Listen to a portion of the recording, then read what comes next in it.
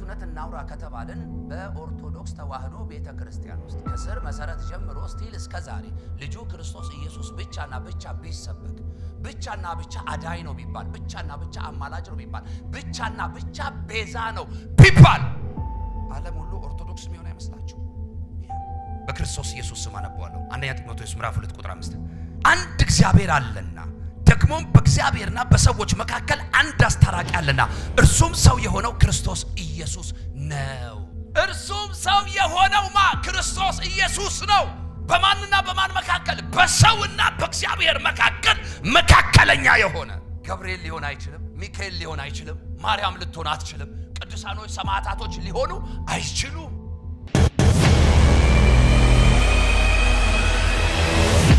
ዛሬ ስለ ኢየሱስ ቤዛነት ነው እንድናወራ የፈለኩትና ክብር ለኢየሱስ ይሁን። ቤዛችንና መድኃኒታችን የሆነው የናዝሬቱ ኢየሱስ እርሱ ለዘላለም ይባረክ። አሜን። ሁላችንም መጽሐፍ ቅዱስ ያዝን። መነሻ ሐሳብ አንደኛ ጢሞቴዎስ ምዕራፍ 2 ከቁጥር 5 እስከ 7 ያለውን ሐሳብ ነው የምናየው። ከዛ መንፈስ ቅዱስ እንደመራንና እንደነዳን ሌሎች የመጽሐፍ ቅዱስ ክፍሎችም ላይ የገባን ምናይበት እድል ይኖረናል ብዬ አስባለሁና እንዲህ በሚል ሐሳብ ነው የምንከፋፈለው። የመጀመሪያውም የመጨረሻውም ቤዛችን ኢየሱስ ነው። እስቲ ህዝቡ ከኔ ጋር አንድ ላይ ይላል፣ የመጀመሪያውም የመጨረሻውም ቤዛችን ኢየሱስ ነው። አይሰማም? እስቲ ኢየሱስ ነው በሉ። አሜን። ፓስተር ማቴ ታነብልናል። ካላስቸገርኳችሁ ደግሞ 2 ሰከንድ በእግሮቻችን ብንቆም ይሄንን ቃል ለማንበብ በጌታ በኢየሱስ ክርስቶስ ስም አነባዋለሁ። እኛም በጌታ በኢየሱስ ስም እንሰማሃለን። አንድ እግዚአብሔር አለና በእግዚአብሔርና በሰው መካከል ያለው መካከለኛ ደግሞ አንድ አለ፣ እርሱም ሰው የሆነ ክርስቶስ ኢየሱስ ነው። አሜን። ራሱን ለሁሉ ቤዛ ሰጠ፣ ይህም በገዛ ዘመኑ ምስክርነቱ ነበር። 4 ነጥብ። ጌታ ኢየሱስ ይባርካችሁ። ቁጭ በሉ ሁላችሁ። ስለ ቤዛነት ትንሽ እናውራ። ቤዛ ማለት በራሱ ምን ማለት ነው? ትርጉሙን ማወቅ ግድ ስለሚለን እንደገና መዋጀት ወይም እንደገና በዋጋ ምን ማለት መግዛት። በዋጋ ስንገዛ የምንገዛው የራሳችን የሆነውን ነው የሌላ የሆነውን ነው የምንገዛው። ቤዛ የራሳችን የሆነውን በምን መግዛት? በዋጋ። ክብር ለኢየሱስ ይሁን። መቤዠት ማለትስ ምን ማለት ነው? ማዳን ማለት። ቤዛ ማለት የራስ የሆነ ነገር ዋጋ ከፍሎ ምን ማለት? መግዛት፣ መልሶ የራስ ማድረግ። መቤዠት ማለት ደግሞ ማዳን ማለት ነው። ክብር ለኢየሱስ ይሁን። ኦኬ፣ ቤዛ መሆንን ማንም ሊሆን ይሆናል። በዋጋ ከፍሎ ሊገዛ ይችል ይሆናል። ማዳንን ግን መቤዠትን ግን ማንም ሊሆን አይችልም። ስለ ቤዛነት ሰዎች ሊከራከሯቸው ሲያነሱ ከመጽሐፍ ቅዱስ ምሳሌ መጽሐፍ ላይ የሚጠቅሱላችሁ አንድ ጥቅስ አለ። የሰው ሀብቱ ምኑ ነው ይላል? ቤዛው ነው። አያችሁ፣ ቤዛ ከፍሎ መግዛት ከሆነ የሰው ሀብቱ ቤዛ ነው የሚለው መጽሐፍ ለምን ይመስላችኋል? ለምሳሌ አንድ ሰው በህይወት ዘመኑ ይኖራል፣ ይሰራል፣ ይቆጥባል፣ ገንዘብ አካውንቱ ላይ ያስቀምጣል። አንድ ቀን ህመም የሚባል በሽታ የሚባል ቀን ይመጣል። ሰው ሲታመም ሁሉ ጊዜ ወዴት መሄድ ይቀናዋል? ወደ ሐኪም ቤት። ምን ፍለጋ ይሄዳል? ፈውስን ፍለጋ። ይታከማል፣ ይመረመራል፣ መድኃኒት ይታዘዝለታል፣ ይገዛል። ምኑን ለማስታገስ? ህመሙን፣ ስቃዩን፣ የሥጋ ፈውሱን ለማግኘት። ገንዘብ ያለው ሰው በገንዘቡ ገንዘብ ያለውን አቅም ሁሉ ምን ማለት ይችላል? መግዛት ይችላል ከሚል ሐሳብ የተነሳ እንጂ ሰው በገንዘቡ ራሱን ያድናል፣ የዘላለም ህይወት ያገኛል፣ ነፍሱን ያሳርፋል በሚል አውድ አይደለም መጽሐፍ የሚናገረው። ስለዚህ የሌሎች ቤዛነትና የክርስቶስ ኢየሱስ ቤዛነት በፍጹም አይገናኝም። ጌታችን መድኃኒታችን ኢየሱስ ክርስቶስ ቤዛ ሊሆን ወደዚህ ምድር የመጣበት የመጀመሪያውና አንደኛው ምክንያት ምንድነው? የሰው ልጆችን ሁሉ ከዘላለም ሞት ምን ለማለት? ለማዳን። ይህንን የዘላለም ሞት ደግሞ ላድን የሚችል ምድራዊ ኃይል የለም። ይሄን ሊያደርግ የሚችል የሰው ልጅ የለም። በዛኛው ጽንፍ ቅድም እንደነገርኳችሁ እመቤታችን ቅድስት ድንግል ማርያም ቤዛችን ነች ይላሉ። አሁን ይሄ ነው ክርክሩ። እመቤታችን ቅድስት ድንግል ማርያምን የሰማይ አምላክ እግዚአብሔር አንዴ ለመጨረሻ ጊዜ አክብሯታል፣ አንክድም። በዚህ እውነት እንስማማለን። ስንስማማ ግን ቤዛ ነች ብለን ሳይሆን ምን ብለን? የጌታችን የመድኃኒታችን የኢየሱስ እናት ነች ብለን እናከብራታለን። ኢየሱስ ጌታ ነው። በእውነት በዛ ቤት ላይ ምናልባት በመካከላችንም ካላችሁ ጌታ ኢየሱስ ይባርካችሁ ኦርቶዶክሳውያኖች ካላችሁ ምናልባት ይሄን መልእክት የሚደርሳችሁ ሰዎች እዛ ቤት ላይ የክርስቶስ ኢየሱስ ቤዛነትና አዳኝነት የኡነት በሙሉ አቅምና ኃይል ተሰብኮ ቢሆን ኖሮ ዓለም ሁሉ ኦርቶዶክስ የሚሆን አይመስላችሁ? እኔ ይመስለኛል እናንተን አላውቅም። ነገር ግን እዛ ቤት የሚሰበኩ መላእክቶች አማልክቶች የሰው ልጆችና ሰማዕታቶች ናቸው። ድንገት አሁን እንዳልኳችሁ አይነት አጋጣሚ ሲፈጠር ብቻ ኢየሱስን በግድ በመካከላቸው ሊያከብሩትና ሊያነግሱት ሊሰብኩት ይፈልጋሉ እንጂ ፍላጎት የላቸው። ከኢየሱስ ማርያም ትቀድማለች ነው የሚሉት። ማርያምን ራሱ እኮ የሰራት ከዘመን ዘላለም በፊት የነበረው ኢየሱስ ነው። ትቀልዳለህ? ኢየሱስ ፈጣሪ እንጂ ፍጡር አይደለም። ማርያም ደግሞ ፍጡር ነች። ፍጡር መቤዠት አይችልም። ፍጡር ማዳን አይችልም። ማርያም የማዳን አቅም ቢኖራት ኖሮ አብ አምላኩ እግዚአብሔር ኢየሱስን ባላከው ነበር። ስራው በሷ በተሰራ ነበር። ስለማትችል ኦኬ። ለምንድን ነው የማትችልበት ምክንያት? ማርያም መቤዠት ወይ ማዳን የማትችልበት ምክንያት ምንድነው?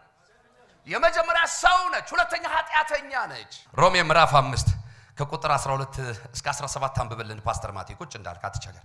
ስለዚህ ምክንያት ኃጢአት በአንድ ሰው ወደ ዓለም ገባ፣ በኃጢአትም ሞት እንዲሁ ሁሉ ኃጢአትን ስላደረጉ ሞት ለሰው ሁሉ ደረሰ።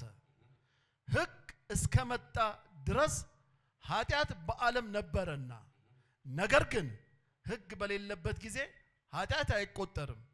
ነገር ግን በአንድ አዳም መተላለፍ ምሳሌ ኃጢአት ባልሰሩት ላይ እንኳን ከአዳም ጀምሮ እስከ ሙሴ ድረስ ሞት ነገሰ።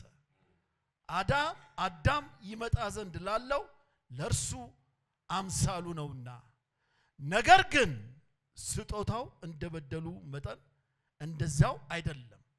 በአንድ ሰው በደል ብዙዎች ሞተዋል፣ ነገር ግን የእግዚአብሔር ጸጋና በአንድ ሰው በኢየሱስ ክርስቶስ ጸጋ የሆነው ስጦታ ከዚህ ሁሉ ይልቅ ለብዙዎች በዛ። አንድ ሰውም ኃጢአትን በማድረጉ እንደሆነው መጠን እንደዚያው ስጦታው አይደለም። ፍርድ ከአንድ ሰው ለኩነኔ መጥቷል፣ ስጦታው ግን በብዙ በደል ለማጽደቅ መጣ። በአንዱ በደል ሞት በአንዱ በኩል ከነገሰ፣ ይልቁኑ የጸጋን ብዛትና የጽድቅን ስጦታ ብዛት የሚቀበሉ በአንዱ በኢየሱስ ክርስቶስ በኩል በሕይወት ይነግሳሉ። አሜን። ይበቃናል።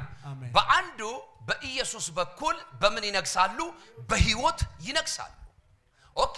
በአንዱ አዳም በኩል ኃጢአት እንደገባ የሮሜ ጻፊው ቁልጭ አድርጎ ይናገራል። ደግሞ በአንዱ ሊመጣ ባለው በልጁ በክርስቶስ ኢየሱስ በኩል ደግሞ ሰው ሁሉ ከኃጢአት እንደነጻ እንደዳነ ከዘላለም ሞት እንዳረፈ መጽሐፍ ቅዱሳችን የእግዚአብሔር ቃል ይነግረናል። እዚህ ጋር አሁን ማርያምን አምጧት። ስለዚህ ማርያም የውርስ ኃጢአት ምንድነች ማለት ነው? ባለቤት ነች። በምንም አይነት ካልኩሌሽን ማርያም የሰው ልጆችን ልታድን አትችልም። ከኃጢአት ነጻ ልታወጣ አትችልም። በብሉይ ኪዳን ዘመን የነበረውን ያንን የሕግ ሥርዓት የሰው ልጆች መፈጸም ስለማይችሉት ከአቅማቸው በላይ ስለሆነ ለጫንቃቸው ስለሚከብዳቸው እስከ መጨረሻው በትዕግስት የሚፈጽሙበት አቅም እንደሌላቸው ስላወቀ እግዚአብሔር አብ አንድያ ልጁን ሊሰጥ ወደደ። ክብር ለኢየሱስ ይሁን። እንደምታውቁት በብሉይ ኪዳን ዘመን ብዙዎቻችን የምናነበውና የሚገለጥልን ወይም የተነገረን 10ቱ ትእዛዛት ነው እንጂ በብሉይ ኪዳን ዘመን የነበረው ትእዛዝ ስንት እንደነበረ ታውቃላችሁ? 613 ሕግጋቶች ነበሩ። የሰው ልጅ ግን ይሄንን 613 ሕግጋቶች ሁሉ የሚፈጽምበት አቅምና ጸጋ የለው። ጸጋ ያለው ደግሞ ጸጋ የሚሰጥ አንድ እርሱ ግን ከላይ ከሰማያት መጣ። እሱም ክርስቶስ ኢየሱስ ይባላል። ክብር ለኢየሱስ ይሁን። አይደለም 613ቱን ቀርቶ 10ሩን እንኳን የሰው ልጅ መፈጸም የሚችልበት አቅም የለው። የሚያስችለውን ጸጋ የሚሰጥ የዘላለምን ሕይወት የሚሰጥ ከሰማይ ሰማያት የወረደ አንድ እርሱ ክርስቶስ ኢየሱስ መጣ። ክብር ለኢየሱስ ይሁን። ስለኔና ስለናንተ የመስቀል ሞት ሊሞት ስለኔና ስለናንተ ስለ ኃጢአታችንና ስለ በደላችን ታልፎ ሊሰጥ ራሱን በፍቅር ይዞ የቀረበ ጌታ። ስለዚህ ሰው እንዴት ቤዛ ሊሆን ይችላል? ሰው እንዴት ሊቤዥ ይችላል? መላእክቶች እንዴት ሊቤዡን ይችላሉ? ፍጥረቶች እንዴት ሊቤዡን ይችላሉ? ሰማዕታቶች እንዴት ሊቤዡን ይችላሉ? እስቲ አጠገብ ያለውን ሰው ነካ አድርግና ኢየሱስ ያድናል በለው። ሌላ አዳኝ የለም በላይ በሰማያት ቢሆን በታች በምድርም የሚያድን አንድ ብቻ ነው፣ እርሱም ክርስቶስ ኢየሱስ ይባላል። ወገኖቼ ማርያም እንደ ሰው ከእናትና ከአባቷ ምን ብላለች? ተወልዳለች። ማርያም እንደ ሰው ኖራለች። ማርያም እንደ ሰው ደክማለች። ማርያም እንደ ሰው ሞታለች፣ አርጋለች ይሉናል። አንዳንዶች ተቀብራለች ግን ተነስታለች መልሳም አርጋለች ይሉናል። እኛ ግን የምናውቀው መጽሐፉ ደግሞ የነገረን መንፈስ ቅዱስም ኮንፈርም ያደረገን የሞተው ከሙታንም በኩር ሆኖ የተነሳው ያረገው በአብ ቀኝ የተቀመጠው እርሱ ክርስቶስ ኢየሱስ ይባላል። ሃሌሉያ! ከዚህ ውጪ ቤዛ የሆነ ስለ ሰው ልጆች ኃጢአት ተላልፎ የተሰጠ የሞተ ደግሞም በሶስተኛው ቀን የተነሳ ከ40 ቀን በኋላም ያረገ በአብ ቀኝም የተቀመጠ ሌላ አላየንም። እንዴትና ከየት እንደሚያመጡት ግን አላውቅም። ክብር ለኢየሱስ ይሁን። አንዳንድ ብዙ መረዳት የሌላቸው ሰዎች በእንደዚህ አይነት ነገር ትንሽ ግራ ሊጋቡ ስለሚችሉ ምናልባት እንደዚህ አይነት ወገኖችን በመካከላችን ልትኖሩ ስለምትችሉ የሞተላችሁ ከሙታንም የተነሳው ደግሞም በአብ ቀኝ ያለው እርሱ ክርስቶስ ኢየሱስ ብቻ ነው። ሰው ለወዳጁ ምናልባትም እኮ ይሞት ይሆናል፣ ለጠላቱም ይሞታል አለ ወይ? ኢየሱስ ለማን ነው የሞተው? ለጠላቶቹ፣ ለገዳዮቹ። የቁጣ ልጆች ሆነን ሳለን አይደል የሚለው? ጠላቶች ሳለን ለኛ ሊሞት መጣ። ማርያም አቅም ቢኖራት ለወላጆቿ፣ ለወዳጆቿ፣ ለጓደኞቿ ትሞት ይሆናል አላውቅም። አንዳንዴ ሰምተን እናውቃለን አይደል? እንትና ወደደና በቃ ራሱን አጠፋ ይባላል። አሁን የሰውዬ ለእንትና ነው ራሱን ያጠፋው፣ ለራሱ ነው ራሱን ያጠፋው። ሰው ለሰው መሞት የሚችልበት እድል እንኳን ቢኖር ሮንግ በሆነ መንገድ ነው የሚሞተው። ኢየሱስ ግን ለጠላቶቹ ራሱን ሊሰጥ ነው የመጣው። በሰዎቹ መካከል ፍጹም ሰው ፍጹም አምላክ ሆኖ እንደ ሰው የሰው ድካም፣ እንደ ሰው የሰው ራብ፣ እንደ ሰው የሰው ህመም እየተሰማው የታመሙትን እየፈወሰ የተራቡትን እየመገበ በመካከላቸው ከኖረ በኋላ ከ3 ዓመት ተኩል በኋላ በሱ ላይ አብ ከዘመን ዘላለም በፊት ያስቀመጠውን አጀንዳ ሊፈጽም እስከ ሞት ድረስ እንደሚነዳ በግ ታዘዘ። እንዳይቀልብን የተከፈለልን ዋጋ እንዳይቀልብን። ጉዳዩ የደም ጉዳይ ነው። ጉዳዩ የነፍስ ጉዳይ ነው። ጉዳዩ የዘላለም ህይወት ጉዳይ ነው። ዝም ብለን አፋችን ላይ ስለጣፈጠና ስለተመቸን ዝም ብለን በትንሽና በትልቁ ጉዳይ የምንጠራው አይደለም። ይሄ የህይወት ጉዳይ ነው። ህይወት የሚሰጠው ስም በጌታ በኢየሱስም በእናንተና በቤታችሁ ላይ ይንገስ። ይሄ ስም ለዘላለም በመድር ላይ ይንገስ። ይሄ ስም ለዘላለም በከተማዬ ላይ ይንገስ። ይሄ ስም ለዘላለም በዓለም ሁሉ ላይ ይንገስ። ይሄ ስም ለዘላለም በጌታ በኢየሱስም በህዝቤ ላይ ይንገስ። አሜን ያለ ከኔ ጋር የተስማማ ያጨበጭባል። ኦ ሃሌሉያ። ስለዚህ እመቤታችን ድንግል ማርያም በምንም አይነት ሂሳብ በምንም አይነት ሁኔታ ቤዛ ልትሆን አትችልም። በክርስቶስ ኢየሱስ ስም አነባለሁ። አንደኛ ጢሞቴዎስ ምዕራፍ 2 ቁጥር 5። እኔ አዲሱን መደበኛ ትርጉም ነው ማነብላችሁ።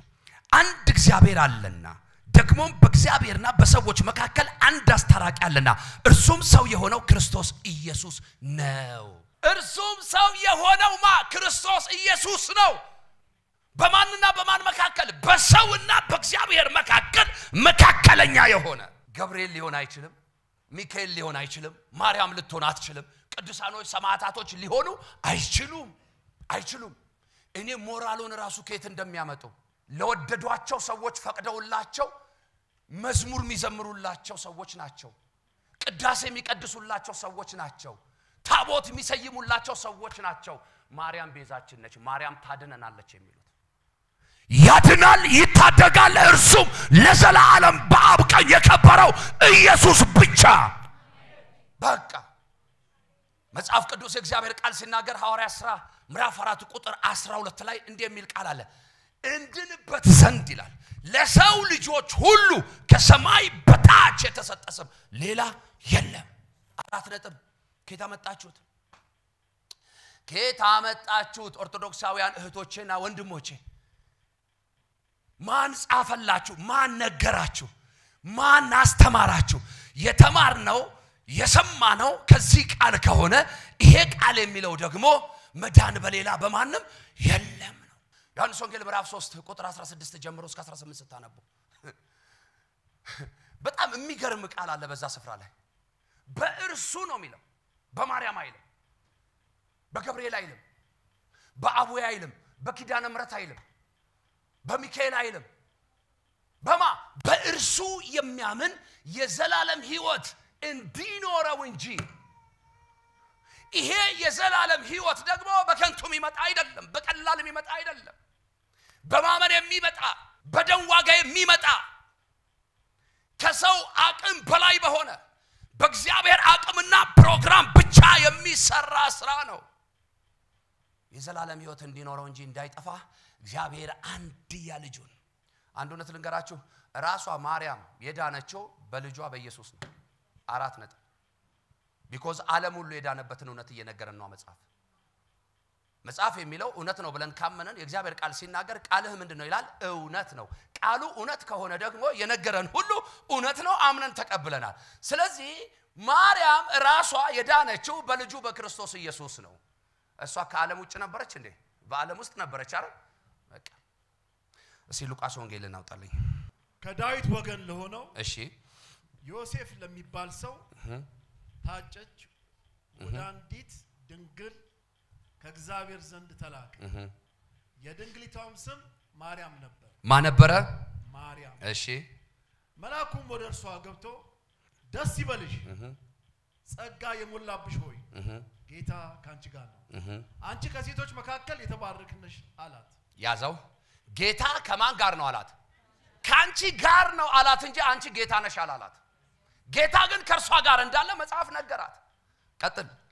እርሷም ባየችው ጊዜ ከንግግሩ በጣም ደነገጠችና ይህ እንዴት ያለ ሰላምታ ነው ብላ አሰበች። አይታም ሰምታም የማታውቀው አይነት ሰላምታ። መልአኩም እንዲህ አላት፣ ማርያም ሆይ በእግዚአብሔር ፊት ጸጋ አግኝተሻልና አትፍሪ። እነሆ ትጸንሻለሽ፣ ወንድ ልጅ ትወልጃለሽ፣ ስሙንም ኢየሱስ ትይዋለሽ። እሱ ታላቅ ይሆናል፣ የልዑል ልጅም ይባላል። ጌታ አምላክ የአባቱን የዳዊት ዙፋን ይሰጣል። ጌታ አምላክ የአባቱን የዳዊትን ዙፋን ይሰጠዋል አላት እንጂ እርሱን ስለወለድሽ ጌታ አምላክ የአባቱን ዙፋን ይሰጥሻል አላላትም። የዙፋኑ ባለቤት የዙፋኑ ጌታ እርሱ ክርስቶስ ኢየሱስ ነው። አሜን ይባላል። እሺ በያዕቆብ ቤት ላይ ለዘላለም ይነግሳል። ለዘላለም እስቲ ለዘላለም በሉ። አሜን። ለመንግስቱ መጨረሻ የለውም። ማርያምም መልአኩን ወንድ ስለማላውቅ እንዴት ይሆናል አለችው። ያዘው። ማርያም ማዳን ከቻለች፣ ማርያም መቤዠት ከቻለች፣ ማርያም አምላክ መሆን ከቻለች ይህን እንዴት ማወቅ ይሳናታል? ወንድ ስለማላውቅ ይህ እንዴት ሊሆን ይችላል አለች። አዎ ትክክል ነች። because ምንድነች ማርያም? ሰው ከድንግልናዋ በቀር ሌላ ምንም የሌለባት በእግዚአብሔር ልብና አይኑስ ከመግባትና ከመታሰብ ውጪ ሌላ ምንም የሌላት እንደማንኛውም አይነት ሰው። እስቲ ማርያም በሉ። እስቲ ሰው ነች፣ ነገር ግን በሉ የጌታችን እናት ስለሆነች እግዚአብሔርም ስላከበራት ብጽዕት ስላላት እናከብራታለን። 4 ነጥብ። ከ4 ነጥብ በኋላ ሌላ አዲስ ሐሳብ ነው፣ የሚቀጥል ነገር የለም ማለት ነው። ቀጥልሽ። መልአኩም መልሶ እንዲህ አላት፣ መንፈስ ቅዱስ ባንቺ ላይ ይመጣል፣ የልዑልም ኃይል ይጸልልሻል። ስለዚህ ደግሞ ካንቺ የሚወለደው ቅዱስ የእግዚአብሔር ልጅ ይባላል። ሃሌሉያ። እሺ ክራባሲካ አሜን። መንፈስ ቅዱስ ዋው። እነሆ ዘመድሽ ኤልሳቤጥ እርሷ ደግሞ በእርጅናዋ ወንድ ልጅ ጸንሳለች። ለእርሷም መካን ትባል ለነበረችው ይህ 6ኛ ወር ነው። ለእግዚአብሔር የሚሳነው ነገር የለም። 4 ነጥብ ይበቃናል። ከዛ የኤልሳቤጥንና የዘካርያስን ምናም ታሪክ ታያላችሁ። ማርያም ጋር ይሄ መልእክት ከመጣ በኋላ ልቧን የሚያስደነግጥም የሚያሳርፍም የሚባርክም አይነት ዜና ከሰማችና ከተቀበለች በኋላ ወደ ኤልሳቤጥ ስትሄድ ኤልሳቤጥ ቤትና ህይወት ላይ የነበረ ያ የ6 ወር ጽንስ ዝም ጭጭ ብሎ ተቀምጦ የነበረው ከሷ ሰላምታ የተነሳ እንደዘለለ because የማርያምን ልብ የሚያዘልል ሰላምታ ከማሰምታለች እሷ ከመላእኩ ሰምታ ይህ እንዴት ያለ ሰላምታ ነው አለች ከዛ ያ ሰላምታ ደግሞ ማጋር ደረሰ ኤልሳቤጥ ጋር ደረሰ ያ ታሪክ ሌላ ታሪክ ነው ስለዚህ ከዚህ ክፍል ላይ ልነግራችሁ የምፈልገው አንድ ነገር ቢኖር ይሄ የእግዚአብሔር ፕሮግራም ወደ ማርያም ሲመጣ ማርያም የእውነት አዳኝ ብትሆን የእውነት አምላክ ብትሆን ኖሮ ይሄንን የእግዚአብሔርን ፕሮግራም ታውቅ ነበር መልአኩ እስኪያስረዳት ድረስም አትጠብቅም ነበር እግዚአብሔር ብጽዕነቷንና ድንግልናዋን ተጠቅሞ ልጁን ክርስቶስ ኢየሱስን በሷ ማህፀን ውስጥ ሊያኖር ፈለገ እንጂ ክርስቶስ ኢየሱስ ከዘመን ዘላለም በፊት ማርያምም ሳትፈጠር ነበር because ማርያምን የፈጠራት ኢየሱስ ነው ይሄ ቅር የሚላችሁ ካላችሁ ምንም ልረዳችሁ አልችልም እውነቱ ይሄ ነው because መጽሐፍ ሲናገር ዮሐንስ ወንጌል ምዕራፍ 1 ላይ በመጀመሪያም ቃል ነበር ይላል ያ ቃል ነው መጥቶ በማርያም ማህፀን ውስጥ የተቀመጠው በመጀመሪያ ቃል ነበር ቃልም በእግዚአብሔር ዘንድ ነበር ቃልም እግዚአብሔር ነበር ይላል ሁሉ በእርሱ ሆነ ከሆነውም አንዳች ያለማ ያለ እርሱ አልሆነም ያለ ኢየሱስ ማርያም አልተፈጠረች እግዚአብሔር አምላክ ኢየሱስን የሚያውቀው በማርያም በኩል አይደለም እግዚአብሔር ኢየሱስን የሚያውቀው በራሱ በኩል ነው ከዘመን ዘላለም በፊት ከአብ ጋር ነበር ክብር ለኢየሱስ ይሁን አሁን የዛቤ ችግር ምን መሰላችሁ በአባታቸው በአያታቸው በቀደም አያታቸው በኩል ነው የሚገናኙት ምን ይያልኳችሁ ነው በውርስ ነው እንደውም የውርስ ሃይማኖት ይዛችሁ ራሱ የመጣችሁ ሰዎች ካላችሁ እንደገና መንጻት አለባችሁ እንደገና መታጠብ አለባችሁ በመንፈስ ቅዱስ እውነቴን ነው ምነግራችሁ የውርስ ንብረት እንጂ የውርስ እምነት የለም ወላጅ ሀብት ንብረቱን ሊያወርሰው ይችላል ለልጁ እምነቱን ግን ማውረስ አይችልም እምነቴ ግል ነው መጽሐፍ ሲናገር አብርሃምም አመነ ይልና ጽድቅ ሆኖ ተቆጠረለት ይላል በአብርሃም እምነት ሳራ መዳን አትችልም ልጁ ይስሐቅ መዳን አይችልም እና ለዚህ ነው በወንጌላውያኖች አማኞች ህብረት ዘንድ ሰዎች ራሳቸውን ካወቁ በኋላ እንዲጠመቁ ምናበረታታው ለዚህ ነው ዛቤ ስትሄዱ በ80 ቀን በ40 ቀን በምናምን ቀን ይላል ሰው በጻንነቱ ጀምሮ መጠመቅ አለበት ይላል ምንም አልገባውማ ይሄ ልጅው ምንድነው ይዞ የሚያድገው ውርስ ነው ይዞ የሚያድገው ለምሳሌ የኔ አባት እኔ ልጅ በነበርኩበት ዘመን ከ7 ዓመቴ ጀምሮ ያጾመኝ ያጸለየኝ እንደነበረ ተነግሮኛልም በማቀበት እድሜም ማወቅ ችያለሁ ማለዳ ቅዳሴ በፊት አስቀድሞ እጄን ይዞኝ ይሄዳል ገብርኤል ቤተክርስቲያን ይያለ መድኃኔ ዓለም ይያለ ተክለ ሃይማኖት ይያለ የወሰደኝን የነገረኝን እኔም እያመንኩ ተቀበልኩትና አደኩበት ኖርኩበት እስከ በራልኝ ዘመን ድረስ እስከ ተገለጠልኝ ጊዜ ድረስ ከዛ ስፎክር ገብርኤልን ብቻ አይደለም ጠርቼ መፎክረው አባቴንም ጠርቼ ነው መፎክረው እንዴ ያባቴን እምነት ነው ማለት ያባቴን ሃይማኖት ገብርኤልን እኔም አላረገው እዚህ ቤት ማታረጉትም ምናምን እላል የሰማሁት የተነገረኝ ውስጤ ላይ የተሞላው የተጠቀጠቀው ያሳዩኝን እውነት ነው ያመንኩት ምን ስላላለላቸው ስላልተገለጠላቸው በጌታ በኢየሱስ ስም ይገለጥላቸው የትም ዓለም ላይ ያሉ በናዝሬቱ ጌታ በኢየሱስ ስም የልጁ የክርስቶስ ኢየሱስ እውነት ያልተገለጠላቸው በየትኛውም እምነትና ሃይማኖት ውስጥ ላሉ ዛሬ በጌታ በኢየሱስ ስም እንዲገለጥላቸው ጸለይ እኛ ሃይማኖት አይደለም እንሰብከው እኛ ምንሰብከው ልጁን ክርስቶስ ኢየሱስን ነው ያድናል ነው 4 ነጥብ በቃ ከሱ ውጪ ሌላ የሚያድን የለም ሰው ዓለምን ሁሉ ቢያተርፍ ነፍሱን ግን ቢያጎድል ምን ይጠቅመዋል ወይስ ሰው ስለ ነፍሱ ቤዛ ምን ይሰጣል አሁን የምፈልገው ሐሳብ መጨረሻ ላይ ያለችው አንቃል ሰው ስለ ነፍሱ ቤዛ ምን ይሰጣዋል ሰው ቅድም እንደነገርኳችሁ ምሳሌ መጽሐፍ ላይ እንደሚለው ቃል የሰው ቤዛው ሀብቱ ነው እንደሚል ከዛ ቀደም ደግሞ በመሳሌ እንደነገርኳችሁ የታመመ ሰው መድኃኒት ገዝቶ የስጋ ፈውሱን እንደሚያገኝ ወይም ደግሞ ከስቃዩ እንደሚያርፍ እንደዛ ለሰው ደግሞ ለነፍሱ ቤዛው ሀብቱ እንደማይሆን የክፍል በደንብ አስረግጦ ይናገራል ለስጋው እንጂ ለነፍሱ ምን ይጠቅመዋል ሰው ዓለምን ሁሉ ቢያተርፍ ነፍሱን ግን ቢያጎድል ምድር ላይ አላቸው የሚባሉ ሚሊዮነር ቢሊዮነር የምትሉ ቁጥር 1 ቁጥር 2 የምትሏቸው ትልልቅ ግለሰብ አይደለም ሀገር ማገዝ የሚችሉ ለሀገር ብድር መስጠት የሚችሉ ትልልቅ ተቋማት ትልልቅ ካምፓኒ ያላቸው ሰዎች ያላቸው ሀብትና ንብረት ሁሉ ቤዛም አይሆናቸው ቀናል የመጨረሻው ቀን ሲመጣ ሞት የሚባለው እውነት ሲመጣ የማይሽሩት የተፈጥሮ እውነት ሲመጣ ያዙትና የጨበጡት ነገር ሁሉ ህይወት ሊሰጣቸው አይችልም ነገር ግን በዚያቹ በመጨረሻው በሞታቸው ሰዓት እንኳን ህይወት ሊሰጥ የሚችለው አንዱን ልጁን ክርስቶስ ኢየሱስን አዳኝ አድርገው በልባቸው አምነው በአፋቸው መስክረው ተቀብለው ቢያልፉ ቢሞቱ እንኳን ሕያዋን ይሆናሉ በትንሳኤው ቀን ይነሳሉ የትንሳኤን ቀን እድል ያላቸው ሀብትና ንብረት ፈጽሞ ሊሰጣቸው አይችልም ዛሬ ዳግማ ትንሳኤ ባለፈው ሳምንት ደግሞ ትንሳኤ ብለን መታሰቢያውን አክብረናል አይደል ክብር ለኢየሱስ ይሁን የትንሳኤው ነው መታሰቢያ ፕሮግራም ስናከብር ከሚበላና ከሚጠጣ ነገር ውጭ ወጥተን ነው ካለ ችግር የለም ይኖር ነገር ግን ቁም ነገሩ እሱ አይደለም ቁም ነገሩ እሱ አይደለም ትንሳኤ የሆነለትን ብቻ ሳይሆን ትንሳኤ የሆነልንንም ያያሰበን ትንሳኤ እንደሚሆንልንም ያያሰበን በሰው እጅ ያልተሰራ ራሱ አምላካችን እግዚአብሔር የሰራው መሐንዲስ ሆኖ የተጣበበበት አርኪቴክቸር ሆኖ የተጣበበበት የማንም ሐሳብና ፕሮግራም የሌለበት ንጹህና አዲስ መኖሪያ የተዘጋጀልንን ያንን ቤት ያያሰበን ነው ትንሳኤን ልናከብር የተገባም ይሆነው በአመት አንድ ቀን ሳይሆን ብንችል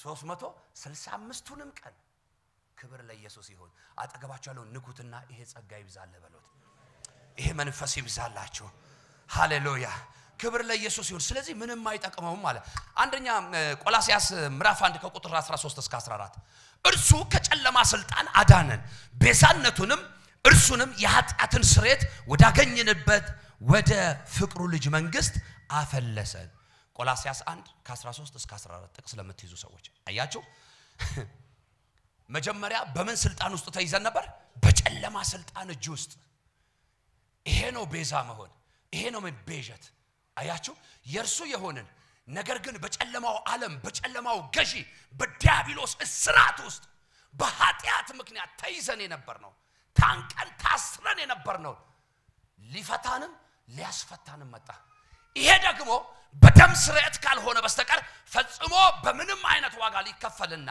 ነፃ ሊያወጣ አይችልም ለዚህ ነው ኢየሱስ የመጣው ከዛ እርሱ ከጨለማ ስልጣን አዳነን አለ ቤዛነቱንም እርሱም የኃጢአትን ስርየት ወዳገኘንበት ወደ ፍቅሩ ልጅ መንግስት አፈለሰን